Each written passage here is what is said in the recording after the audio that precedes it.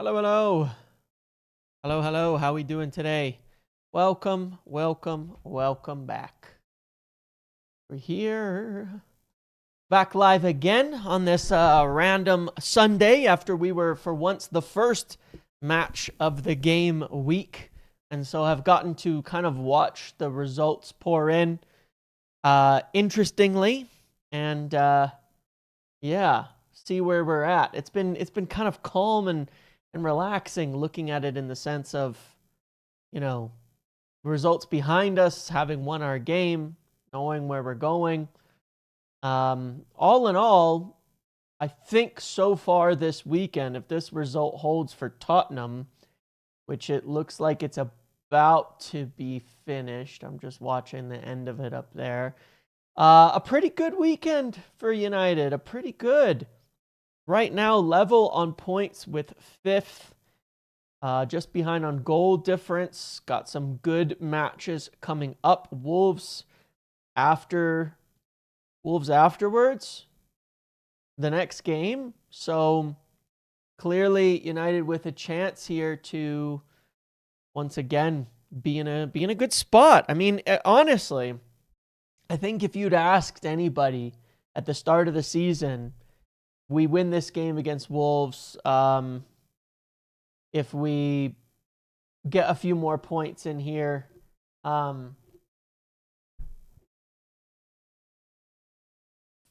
maybe, 4th potentially by New Year's Day, I think everybody would have been extremely happy. So, yeah. I think we're in pretty good shape. Wolves play better lately. I need to put my glasses on. I honestly can't see shit today. I don't know what it is, but my eyes have been struggling the last couple of days. Maybe just tiredness or something, but I honestly can't read it all right now. So I'm just gonna wear my glasses for today's stream because I'm surprised, but I literally cannot see the comments. Don't know what's going on.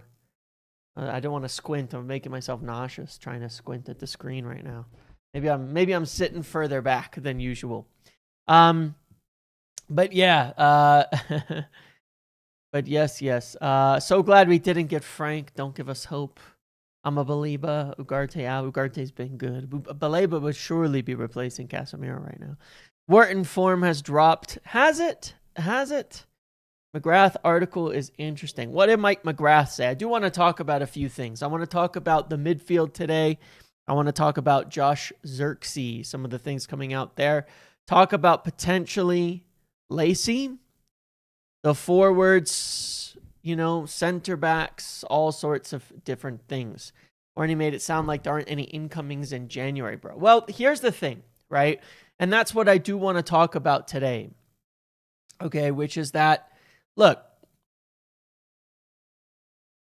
I'm pretty sure like months ago they said, oh, unlikely to do business in January. Oh, unlikely to do business in January. Oh, well, not sure if we're going to do business in January. But then we went for Semenyo. And it's just what it is, okay? I saw the recap thing. I'm in a 0.1% of the viewers for this channel. Thank you for keeping the United Space sane. Thank you for that. And look, here's the truth. Here's the simplicity of where we're at right now and what's going on, which is United would need a player that they want in the long term to be available in January in order to make a January signing. Now, that's not a crazy thing to say. That's been the case forever, right? We've been talking about this for months now. United will only sign somebody if it's someone they want for the long term and they can get them in January. It's been like this forever. And the main positions where we still have targets are number one in the forward positions. We want another forward, probably another wide player who can play in off of the left. You also have Ruben talking about potentially getting a right-footed Ahmad on the other side. Who could that be? right? If you look at some of the names that have drifted out there, there's a few options. There's a few options in that respect of who it could be. We're looking at center backs. Obviously, we've got a lot of names of center backs. Could it be someone like Gahey? Could it be someone else? Could it be someone in Portugal? Could it be someone in Italy? Are they likely to leave in January? The answer there's right now probably no. Besides Gahey, there's not a lot of availability in January. And then the obvious other area is the midfield. And the midfield continues to be intriguing because we want two midfielders. And that's why it matters. That's why it's an area to keep an eye on. Elliot Anderson is definitely, far and away, once again, our top target. He's the guy that we would like to get this summer. Getting Champions League would make it a lot more viable to make that happen. But we very clearly want another midfielder in there. And I think there's still possibilities here. And I think that, from the conversations that I've had, it's like they would still like to sign someone in January. They still would like to get somebody in January. They still have the intention, if they can, to get somebody in January. It's just, you've got to play your cards right on this because they obviously don't want to screw up, and they're not going to be going and signing random players, that are not a part of the general view. And that, so it comes down to who, right? And Baleba is still obviously a player that United are very intrigued by, very interested in.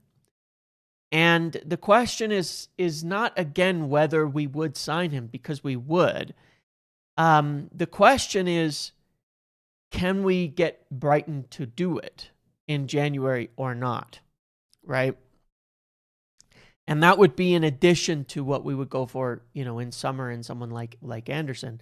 And Baleba continues is to be an there any option truth to K1/Garner links? K1. I love that it does that. Garner, again, as I understand, it's not that there isn't truth, but the likelihood of signing either in January, I think, is quite low at this point in time. I still need to explore more on the Manu Kone stuff because he is somebody that United have watched for quite a long time. At least for years, and that Vivell liked as well when he was at Mönchengladbach in Germany, and certainly will know. But we have to just keep an eye on that. As I understand it, the situation with Baleba is essentially like this, right? United have, I don't know that I would call it a standing offer, because that's not really the case. They haven't made an offer or anything like that, but they have communicated via obviously his representatives and intermediaries that if they would be open to discussion, then certainly United would be willing to make a purchase even in January, but around that same sort of 60 million to 65 million price. It would still need to be in that range. And obviously the struggles that he's had this year would be implying that, hey, look, we're not going to go up and pay over the odds. And that sort of, I think, communication has been relayed on a number of occasions, that they would be willing to enter into something at that, but in that ballpark, if Brighton were amenable to it. The problem continues to be the pushback from Brighton. Now, I think Brighton are being silly about this. I also think that comes a point where Baleba is going to have to say, I want to go. It's a reasonable price. It's a reasonable cost. I want to go and do a little bit more. I don't know if that's going to happen or not, but I think that's what would have to happen for anything to get done on this kind of deal. Lacey in contention to start against Wolves? Probably, yeah. I mean, from what I've seen or heard, and without trying to give away too much, because it's just little things you pick up here and there. So I can't say that I know anything in terms of the selection for the game in 2 days. But from what I've seen and heard, I think he's done a lot of the Mount role in training, whether that's in the 10 as a part of the 4-2-3-1 that we played, or whether it's as a 10, right 10 in the regular 3-4-3. Don't know what we're going to do on Tuesday, but he certainly has been in training playing in those roles. At times, I don't know the details of the training, but he certainly has spent some time in these last few days playing in sort of a mount kind of role. So maybe Shea Lacey could be starting in that role. I'd be quite excited about that. We'll get back to that because I do want to talk about Wolves and the game upcoming shortly. But yeah, maybe I don't know if we're playing a back 4 or 5. I have no idea. I have no idea what we're gonna do in terms of Wolves. That's no. I wouldn't aggregate it because it would imply something that would be.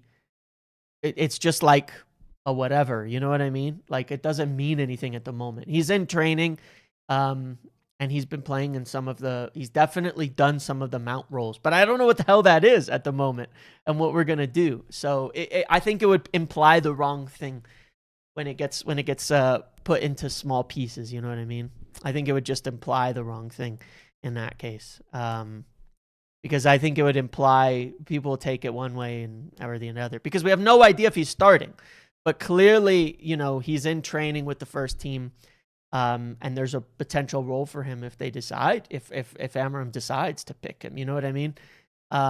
I think right now it would imply the wrong thing, people taking it out of context. But it is interesting. And personally, my opinion is that he has a good chance to start. My opinion is that he definitely has a good chance to start. And I'm curious to see if he does get selected, because I expect we're going to play more attacking against Wolves, right? I doubt we'll sit back. And if we play more attacking against Wolves at home, then I think he has a good chance of starting in that 10 role if we go with the same formation as we did against Newcastle. Then I think he has a good chance of that, and I think he's been playing and practicing in that role in a little bit. So I'd be curious to see if he does get the nod. It depends how aggressive we want to go. Also depends, like, is Kobbie Mainoo going to come back? Is Mount going to be fit? Right now, I think it's touch and go for both. I don't believe that both have been in training at the level of the other players in the last day or so.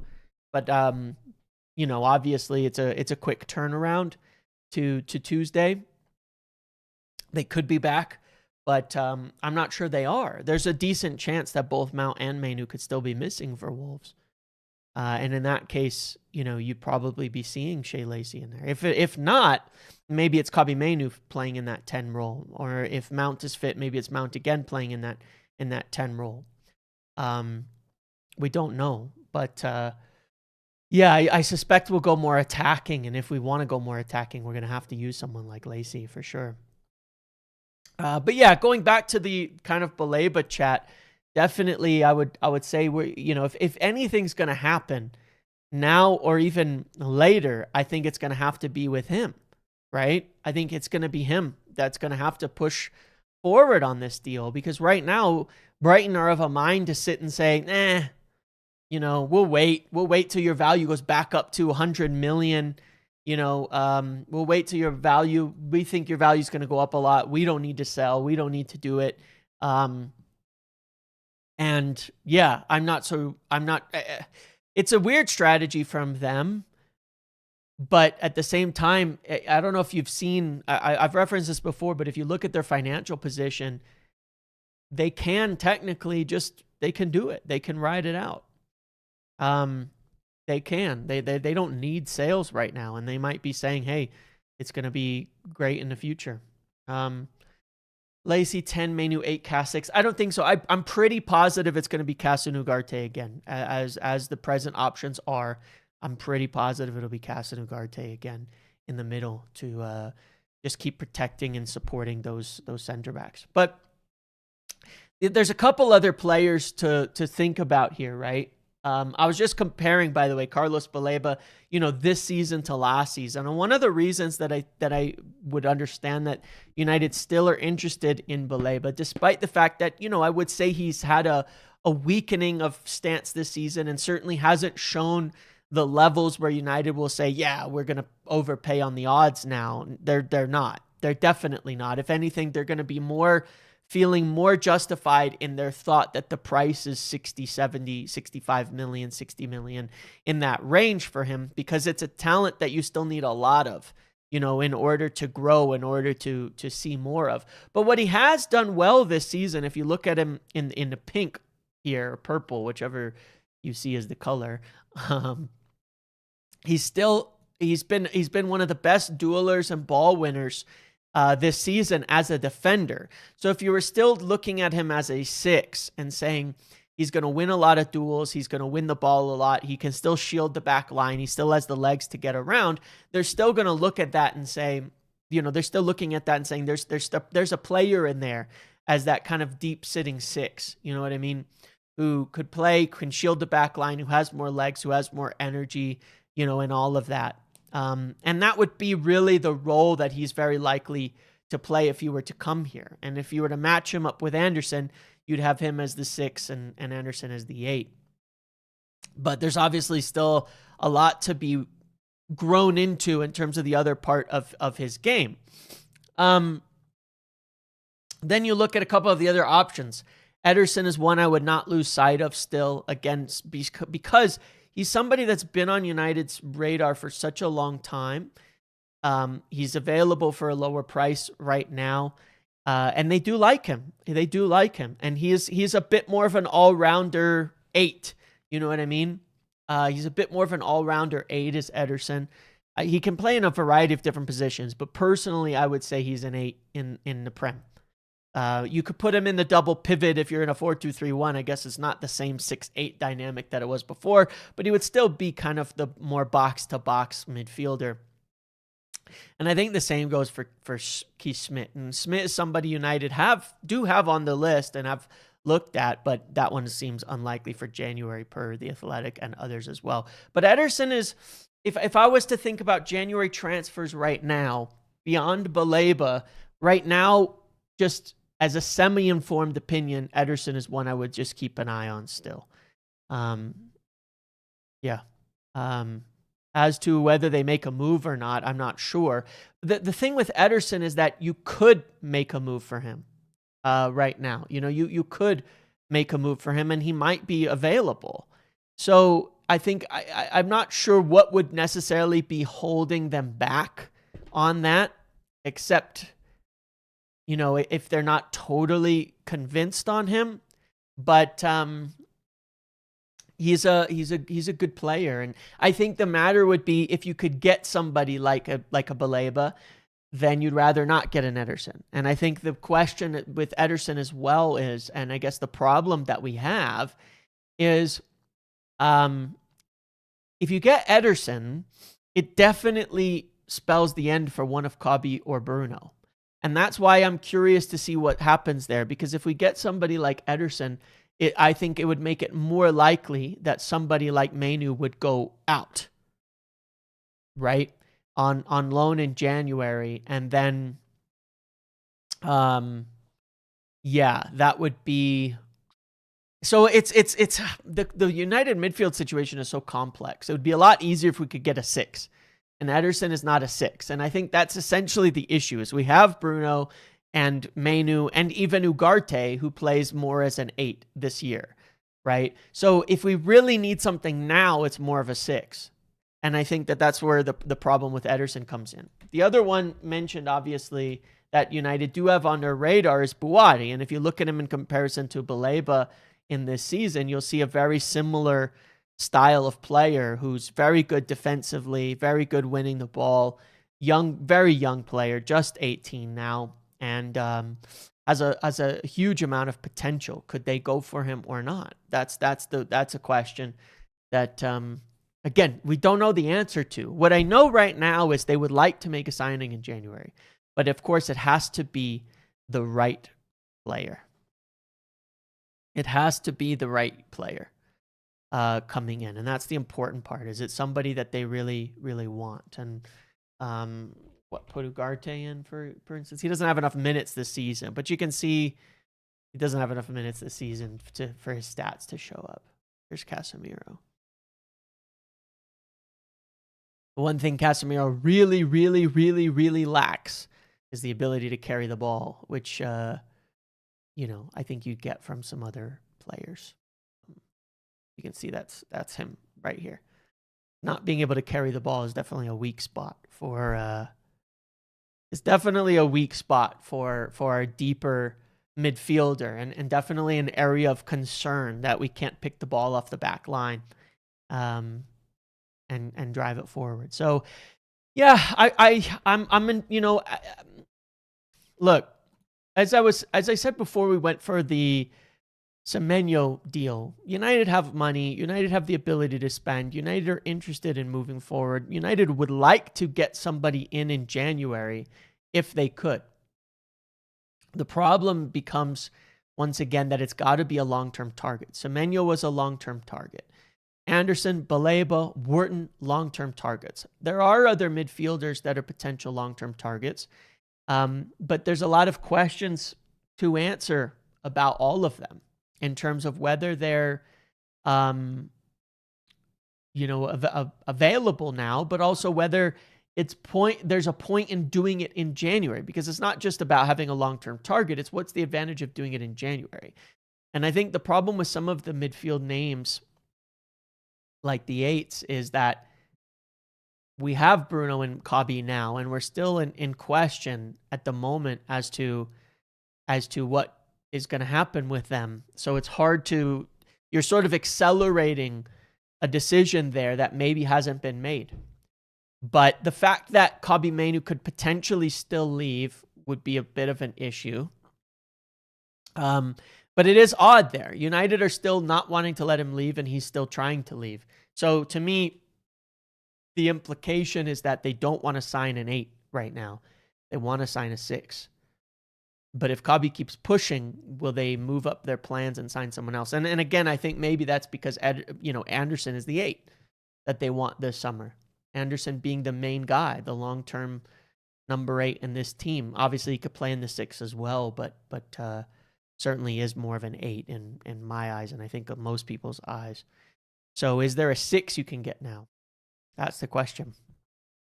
Semenyo deal not over? No, but it doesn't sound like we're in the race. That sounds like it's Liverpool entering the race or trying to throw their hat in it. Or maybe it's just Bournemouth.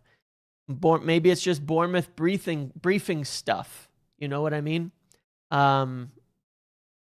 Maybe it's just Bournemouth briefing to try and get like more money out of it. It could well be that Bournemouth saying, hey, well, this way maybe we'll get a deal that gets it done in January or something like that, or for summer, and we keep him for the rest of the season or something. We don't know what it is at the moment. I guess we'll find out soon, but it doesn't seem like it's for us right now. So yeah, the midfield is an intriguing kind of discussion, at the moment. I know my glasses are giving me a headache. I think I just have a headache today. So, yeah, the midfield is a discussion we'll just have to keep up with in the coming days. But in terms of info, what I can say is they would still like to sign somebody. There's a bit of a standing situation in terms of Baleba, that if they could get him, and if he would, if Wolves decide, Brighton, I was thinking about Gomez there. If I said it again. If Brighton decide to make him available, then United are kind of there.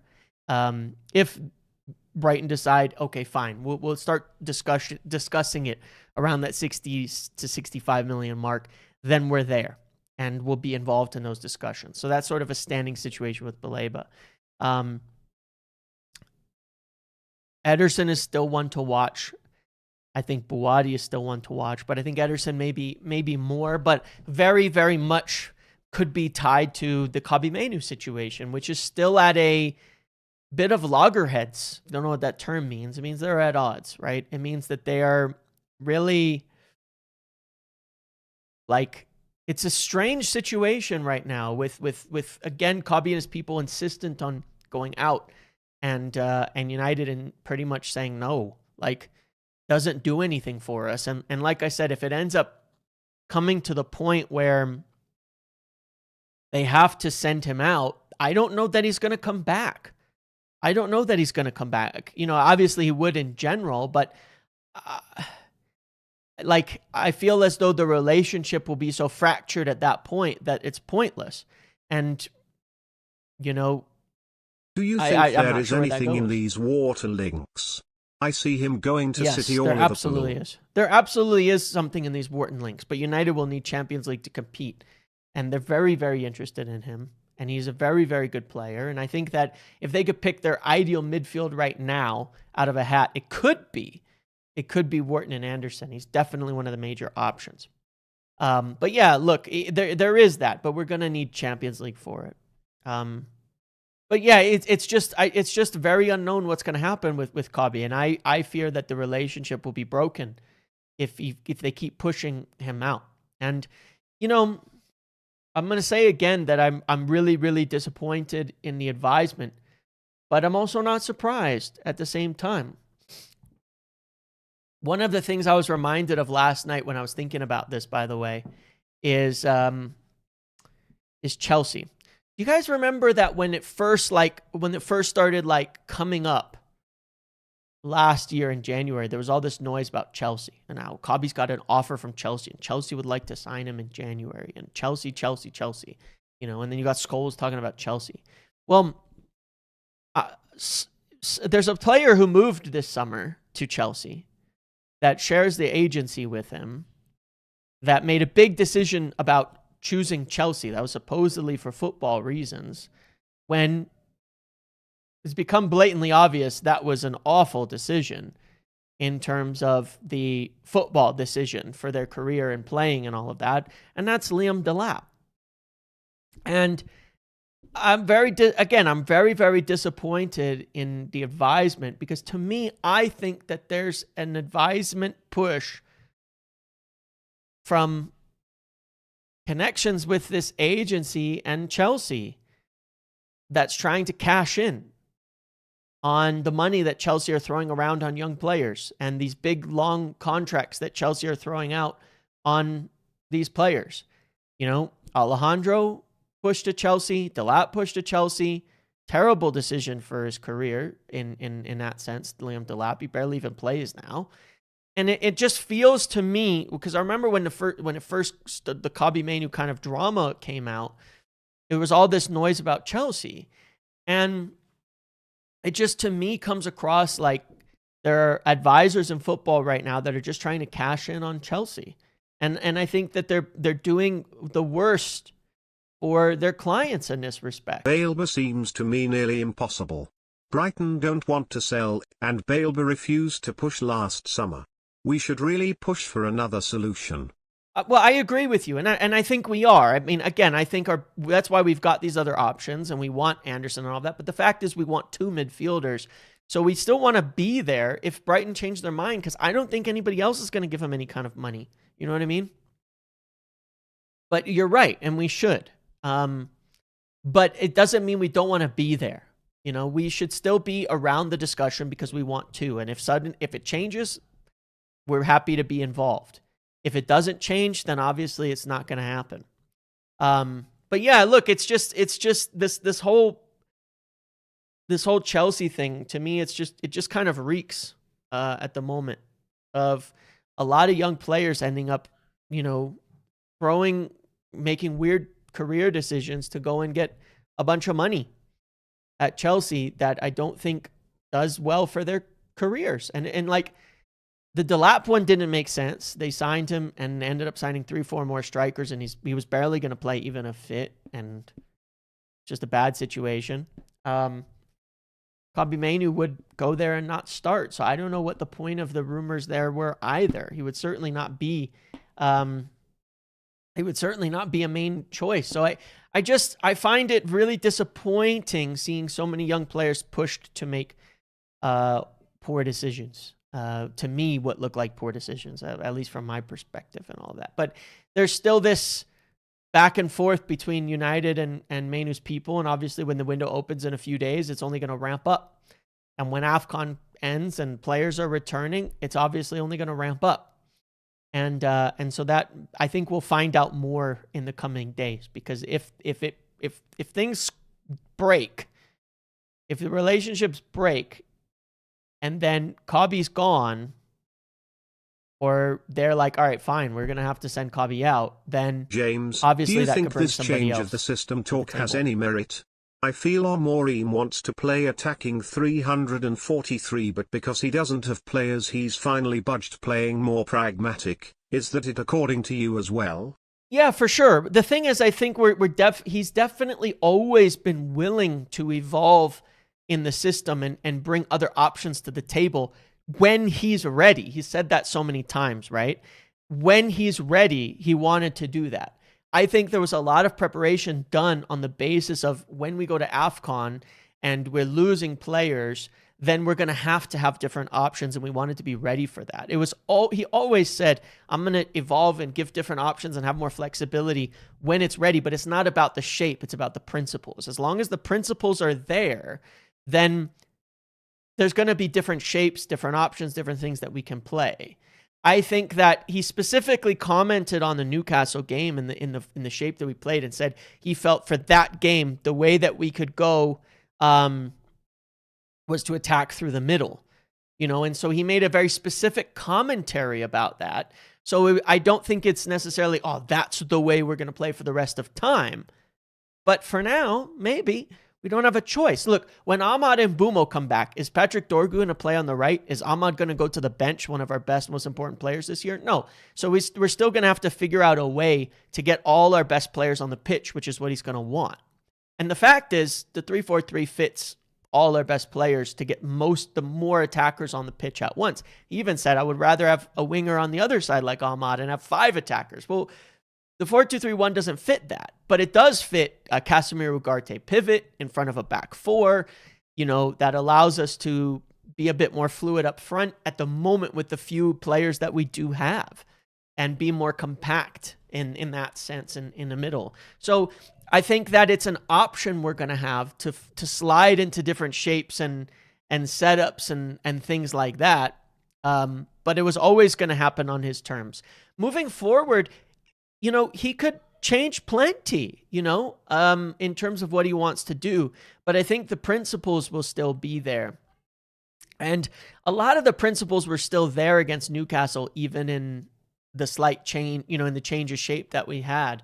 Most of the principles were still there. The wingbacks, the fullbacks still got really high in certain stages in attack. It was still Dorgu inverting off of the right. A lot of things were still kind of the same. So we'll see how that happens again. So we'll see. We'll see what happens in a long term.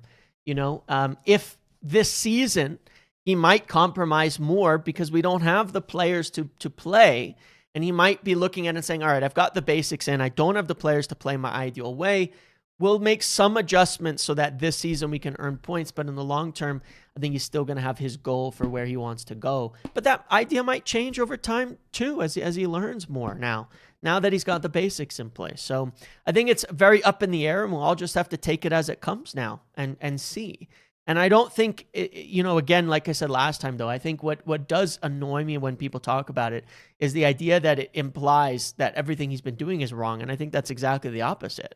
It's that he's laid in foundations trying to play the ideal way. And now that everybody understands the ideal way, but we don't have the players for it, we're going to be a little more pragmatic, but knowing how we want to play, where we want to go and what we want to do, and where the weaknesses are, then make adjustments to cover for those weaknesses. And I think that's what if we're doing we're right planning now. to play 2 wingers in wing backs, then the ideal midfield likely is Anderson Belba, Yes. rather than Anderson Wharton. Sure, With sure. that many attackers you need more legs in the pivot. Sure. I don't disagree. Yeah, 2 hardworking midfielders would be the ideal if you were going to go that way. That's for sure. So yeah, we'll see. We'll see where this all goes. You know what I mean? Moving forward, we will see where this all goes in general. But I think that when the window opens, the story with Kabi Mainoo is going to determine some of what we do in the midfield. And I think that's why it's sort of unclear right now as to whether we will do anything or not. Because I think some of the options we would like that may be actually available in January are players that would more be if Kobe goes out, there'll be options, and if he doesn't go out, then there won't situation concerning for Man Utd? No, not a problem. It's not a situation for them. It doesn't matter. The books are balanced. The things are tested. They know where they are. The club should be self-sufficient. We should be okay. Now, how does it affect things like the stadium? Don't know. Guess it depends. But Sir Jim's net worth is also fairly separate to Ineos in general, and this is his passion project. So it probably doesn't matter at all, to be quite honest. There's been no indication ever that Ineos' business has anything to do with what happens to United in that sense. So I think it's okay. So that's it with Kobe Mainoo. And the same goes there for Joshua Zirkzee. Now, we've heard different, names mentioned in terms of potential wide players, potential forwards. I think Semenyo was going to play down the middle and replace Zirkzee and be a striker, to be quite honest. I think that's what he was going to do. Because I think we still are looking at, needing more runners in the team, more, players to stretch the team and all of that. Now, we've heard about Diomande. We also have names like Njai at Everton, all of that. Probably these players are not available in January, but maybe Diomande would be. Would we go for him? Yes and no, okay? The thing to understand here and why I'm not particularly of the belief that we will is the reason we were looking at Semenyo in January is because of the release clause, because he might not be there in summer. It's a luxury position to a degree right now. These other options I don't think are going anywhere in January. They'll be there in summer. You're not really seeing a difference between now and summer for those players. I think they'll wait till summer for one of those. There could be an attacker brought in, but I don't know who it is, certainly at the moment. I'd be surprised, though, if it was Diomande, because it doesn't really do anything much with us in terms of replacing Zirkzee. Albeit, what you could do is then Cunha can be your backup 9 full-time, and that could mean you have a left 10 that's more like Mbeumo, which is more like a winger out wide on the left. So we'll see. That would be the one thing I could see possible. But yeah, this is, I think that one's a lot less certain in terms of whether they really want one in January. I think Semenyo was a unique case in that respect. I'm not sure we'll do something in January or not on that sense. But for the summer, I think we want that left-sided forward who kind of matches Mbeumo's traits. They could play maybe out wide. They could play at the 10. They could play in different kind of roles there, and then that would allow Cunha to also be a backup 9 or something like that too. But yeah, we'll have to see on that front. I don't know that we'll be going for a 9, a forward. Like I said, I think that I'm not sure that the forward targets are ones that they would push to January if they could, whereas I think in the midfield they would if they could. I think Semenyo again was kind of a unique case in that respect. But it does feel kind of like Zirkzee is sort of checked out, doesn't it? That game that he played in there, followed by some of the stories and things like that, was concerning to me. I don't like to assume too much, and I don't like to get too hard on players in the videos and things like that, but the effort levels were so bad, and then when you're hearing, the stories and all of that as well, I felt in that game like you're here, you should be, Šeško didn't impress. Šeško hasn't even been good recently. You should be on the pitch, like, dying to make an impression. You know what I mean? Like, I don't think that Šeško has nailed down a spot where you would say, oh yeah, he's going to start permanently. I personally don't think that right now, that he's at that point for us. I think, between the injuries and some of the struggles in form, I don't think he's been particularly good. And so if you were looking for, if you were a player coming off the bench there, it blows my mind that you wouldn't come on desperate to make an impression. And the fact that he didn't, to me, is like, you don't even want to be here. You have no intention of being here. That's how it felt. That was what it felt like he was telling me. And especially when I think about the fact that a year ago, in the same fixture, was when he got booed off the pitch, his worst moment, and sort of came back and fought back from that. I thought it would have, that game he would have looked at and come on the pitch and gone, this is my redemption. I have an opportunity to make a serious impression here, and he didn't. And it wasn't just the skill; it was the effort levels. And I think Amram was yelling at him and things like that. And I'll tell you the odd part, and I really don't like to read into videos and things like that. But you guys watch the little clips from training? I don't know if you guys saw it, but I don't know if you saw the little clips in training, but like, you know, where Dorgu scores a couple goals on crosses, and I'm looking at Zirkzee and I'm going, even in training, I'm like,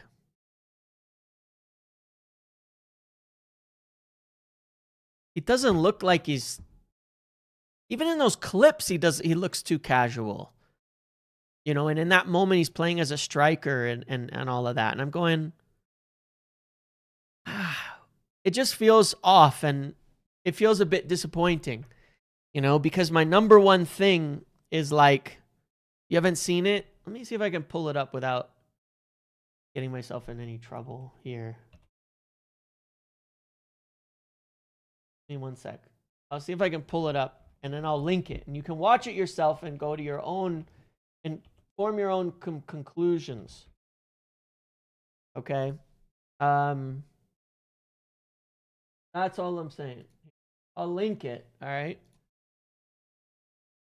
Watch this and form your own conclusions. And it just, to me, it was like,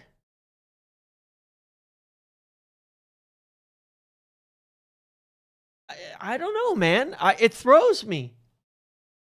It throws me. Because I look at it and I go, yeah, let's take the difference there, Angie, right? Being fair. Look at Ugarte. Heavily criticized, more than Zirkzee, by far. Probably the most heavily criticized player in our team. Very few minutes, very few starts, very few anything. But he came on and worked hard. You could not question the effort levels. And he had a good game. But he looked like he was a player who wants to show he still should be here. You know, despite everything. And then you look at that and you just go, huh. It's just weird. It's just weird. You know? Compared to like you watch Dorgu, you watch the other players on the pitch and you just go, it's just odd. But Zirkzee is too casual. And that is a problem in his game, is that he's too casual. Maybe it has nothing to do with the now. Maybe he just can't ratchet that intensity up. But he's just too casual. Like, there is an intensity. It's not an effort, but it's intensity. It's like, I don't know, man. There are times you can see it. And it's not like, there's been times at the past that effort's been questioned, things like that with players where it's been, don't know. You know, in this case, I don't think it's that. It's fighting for loose balls. It's the ball in the air. It's things like that. I don't know. And I just watch and I go, it just feels like his head is gone. And it's sort of disappointing to me. I really like Zirkzee, and I thought he would be, you know, like banging the drum to fight for a place here this season, and I want that, but it just doesn't feel like that's what's happening. So I feel like he's, you know, likely to go. That's just what it feels like, you know. That's just what it feels like to me. But then obviously, speaking of other options, like I was saying earlier, I think it's you can actually see it in that clip. I realize I'm just looking at it. you can see in the clip I linked, you can see Shea Lacey coming from the middle position, running into that space for the cross in. So I just realized it's actually in that clip itself. You can see it, that where Shea Lacey's was positioned in that, whether that was as the left 10 or whether that was as the 10 behind the 2, with the left 10 or the left winger being the one putting the cross in. You can actually see it in that clip that Shea Lacey comes from the middle and makes a run through as a 10 of some sort, whether it's in a 4-2-3-1 or a 3-4-3, we have no idea, but he makes that kind of run. So it's interesting. But yeah, I think if it was up to me and I'm going into Wolves thinking about this 2 days ahead, I probably would go with Zirkzee, Dorgu right wing, or sorry, Šeško at striker, Dorgu right wing, Cunha left wing or 10, I don't know. And then decide, are you going with the 3-4-3 and Shea Lacey in the right 10 in front of Ugarte and Casemiro? Or are you going in the 4-2-3-1 with Šeško, Cunha, Dorgu, Lacey? That's what I would line up with against Wolves. That's what I would line up with against Wolves. Notice how Amram wants intensity and all the low-intensity players want out. You're speaking my language now. How do I say Zirkzee is shit without hurting someone's feelings? I mean, you just say your opinion. I try not to. I'm not good at it, but I try not to speak like that myself on the platform, because I don't like to load up on criticism, because it can spiral too easily. And I fail at that, especially in games and afterwards. But I would just say that, yeah, it's not been working for United at this point. That's obvious, right? But yeah, I would like to see us go with that kind of attacking setup, and I think that Lacey could be a really cool option in there that could do something for us. The other thing that's kind of wacky, and the other thing that obviously throws a wrench in our plans in terms of where it's hard to answer the question of, are we playing a 4-2-3-1 or something because we're making adjustments, or is it purely down to players? Is the center backs. Like, if you start our center backs right now, you might have been wondering, like, let's look at our center backs for the moment. We've got Lissandro, Shaw, and Aiden Heaven and Lenny Yoro. Those are our senior center backs. And Lissandro, you're probably thinking, if you start a 3 and you go with Heaven, Lissandro, and Shaw, you only have senior Lenny Yoro off the bench, and you've not had to start Lissandro as of yet. Multiple games, and is he going to stay fit and things like that. If De Ligt or Maguire comes back, I'd be surprised if we don't move back to the 3. I'd be quite surprised, because the minute De Ligt comes back or Maguire comes back, I think we'll see Shaw, De Ligt or Maguire, and then like Lissandro or Aiden Heaven. The problem is of so many left footers, but that'll be helped by De Ligt being back. I think we go back to a 3, as soon as one of those center backs come back, and that'll allow us to push some of these other players up wide and all of that again too. But we're lacking in so many areas right now. It's kind of crazy. We do want center backs as well, as I said earlier. And like I said before, the reason why I'm certainly not convinced we're moving away from a 3 is I know of 7 names that are playing in a 3 at the back now. So it feels like there's a bit of a profile being looked at there in terms of 3 at the back center backs that they've been looking at. When are they back? That's the question. It is the question. It's the $1 million question that we don't have the answer to. But it would certainly help right now. If you look at United's schedule coming up now, we're in 6th. Level on points with Chelsea. 3 points back of Liverpool, who have a pretty good run of fixtures here. Look at these guys, man. Like, this Christmas period you can kind of see that why the pack starts to stretch a little bit more. But we certainly need to win a couple of games to get ourselves firmly up in this conversation here, and to get a couple of games of distance between us and the rest of the pack. We really need that with Wolves, and another back-to-back win would be very, very helpful. In that respect.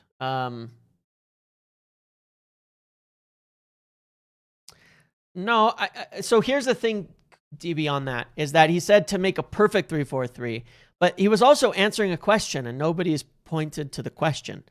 But he's been playing with an imperfect 3-4-3 for some times, and I think that the point is there might be other adjustments coming into play there, for what it's worth.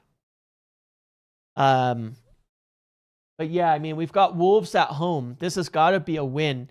We could really use some of these center backs coming back in, I think. We could really use them. And we could really use them. We need some support.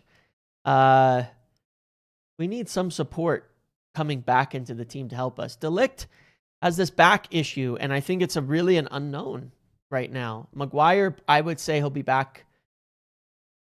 Maybe not this game, but the next one. He could be back on the bench. Yeah, I don't think Leeds will be as tricky as people are making. I mean, I understand Leeds away, yada, yada, difficult game, all of that. But, I mean, it's sort of weird. We've been really, I don't know how to describe it. But, like, Sunderland wasn't an issue, like, at all. And, you know, I don't know. People say we're going to struggle against everybody, but we kind of don't. It's not. We're really not struggling against everybody. Let me find this. We're really not struggling against everybody. I don't know how to like explain it, but like we're really not struggling against most of these teams. I think we've genuinely, and I know this word, people hate the word. I think we've genuinely just been quite unlucky in quite a few games right now. Like, I just think it's that. I think we've been quite unlucky. You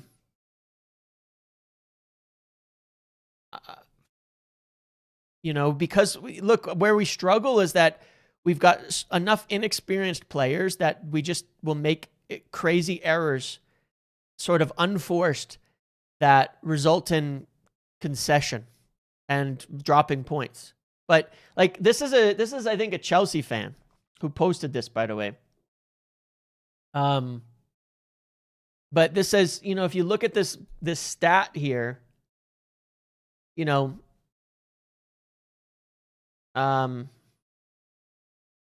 us failing at Semenyo threw me off. Is it because we're now going for big players? I think Ineos will need CL to get us over the line. I think so too. CL is going to make a big difference as to whether we can get these guys. Like if you look at December, I think it's 4 games or something like that. United are the best performing team in December. And then if you look at like this graph, this is our rolling average of expected of you know, over a 5-game period of expected goals for and against. And you can see that it was really quite good. I mean, we barely won against Chelsea. We lost to Brentford. We beat Sunderland. We beat Liverpool, but it started to fade. And especially these 3 games were really mediocre. But since Palace, our performances have been like insane. Like this is the best gap in football statistically since the Palace game. But we dropped points, and we dropped points. I think we've just been unlucky, to be quite honest. I mean, we just have. We've just been a bit unlucky. The Bournemouth game was, again, it's like we should have scored more than them. I'm not saying undeserved, but it's like when I say unlucky, it's hard to use the word correctly. Because it's like, no, like they didn't happen for no reason. But like, at the same time, it wasn't like we performed worse than the opposition. we performed a lot better than Bournemouth. We created double the expected goals and chances, but we conceded so easily. Same as Villa. We played that way better than them, you know? But we conceded these two really silly goals to Morgan Rogers that should just never have happened. So I don't think of like Wolves, Leeds, Burnley as being tough games. They're not. We beat ourselves or we don't. You know what I mean? Like, we beat ourselves.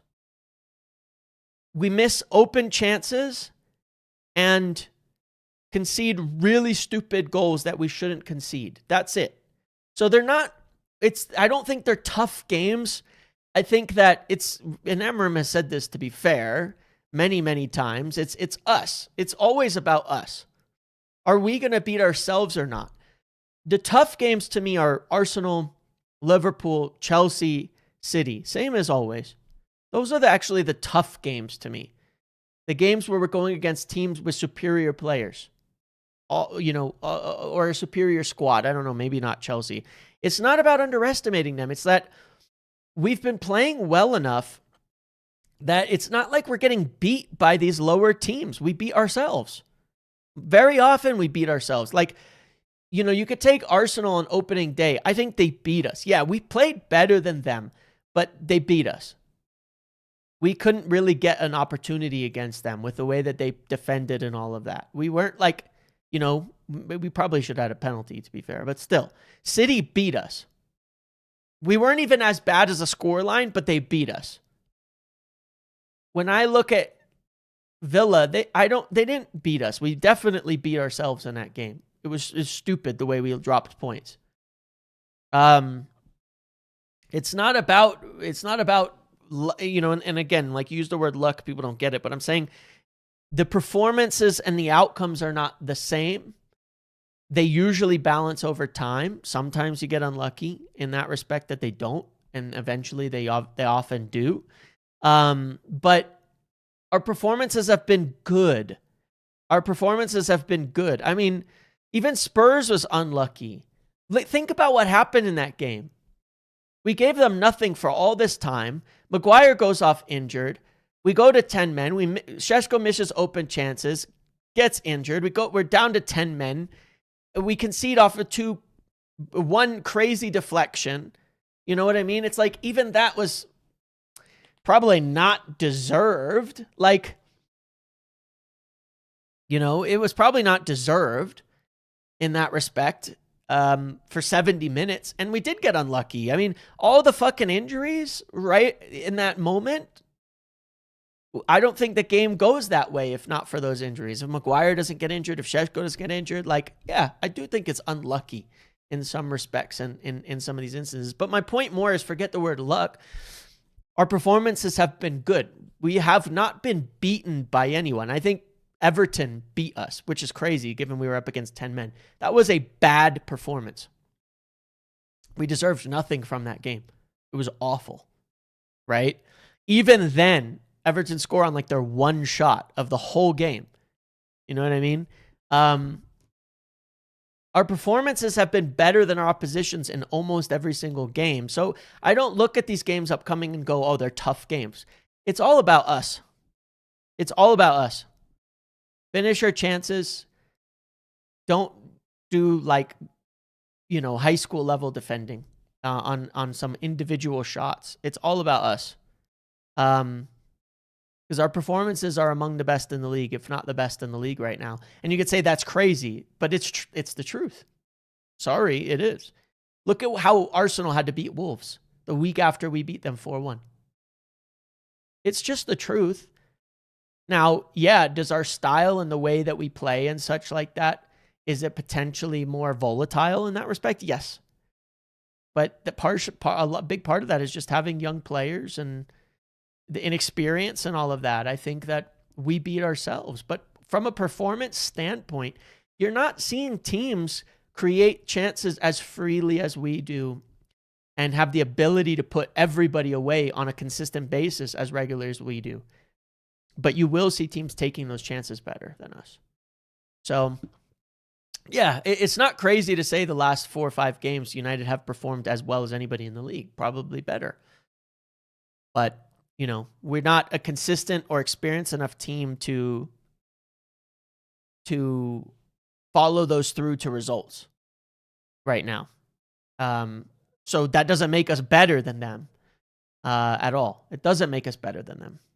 It just means that you take it for what it is. United have performed really well. So we'll see. I think Wolves will be okay. I think we'll beat Wolves pretty handily at home. It's one of those games, like, I just think we will. We've got enough players to beat them. We've got enough players to beat them. You know, and I think the same thing for Leeds, and I think we'll have a few players back by then, and then it'll be fine. They're not. It's just, for me, it's always like, if we take our chances, it's easy. If we don't take our chances, we don't. I mean, even against Newcastle, we had to grind that game out. We could have scored 2, 3 in the first half. You know, the Šeško opportunity, and later on, we should have scored in the second half. You know, we should have. You know, we had better opportunities than Newcastle all game. And we only scored 1, which was the toughest chance. So I just, it is what it is in that respect. I think that it really comes down to if we finish our chances and get some gaps. That's the biggest thing, is very often when we're above by 1 goal, we blow every opportunity to go up by 2 goals. And we just can't get it done. And that leaves the gap so small that 1 mistake could change it. That's the main thing. So, all right, guys, I think that's it for today. I'll obviously be back tomorrow. We'll do our pre-match for the game. We'll do our votes for the squad, all of that, since it's on Tuesday. We'll do we haven't done that in a while, but we'll do it this time. It's on Tuesday, so we'll do it tomorrow. Let's see what else comes. We're almost to the start of the window. Let's see what happens on the injury front with Mount and Mainu. I think they're doubts for the game right now. Yeah, we got a lot. We need a few players back, and suddenly the squad will look a lot thicker again. Because it's not very good right now. And then obviously, as well as we move into the start of the window, we're going to have to keep a close eye on the Cobby situation, if that influences our decisions to go for in terms of the midfield. But I know that they would like to do something still, regardless of whether it's likely right now or not. They would like to do something still. So hopefully, something falls our way here. Okay. All right, guys. I'll see you later. Happy holidays. Hope you had a good Christmas. Happy New Year. Make sure, by the way, if you haven't, check out the video I did last week on all of our targets. I think it was after missing Semenyo. It was like right before Christmas. Check that video out. If you haven't watched it, you have to watch it. It still holds true, everything that's in there. And the you know, everything else as well from the videos rather than the lives always as well. Okay. Thanks for watching. Make sure you guys like, comment on this video, subscribe, all the rest, turn your notifications on, and enjoy your holidays. I'll see you guys tomorrow. And yeah, for the rest of your week, for the rest of your weekend, enjoy the football if you're watching NFL, enjoy AFCON if you're watching AFCON, and I'll see you later, guys. Have a good one. Goodbye.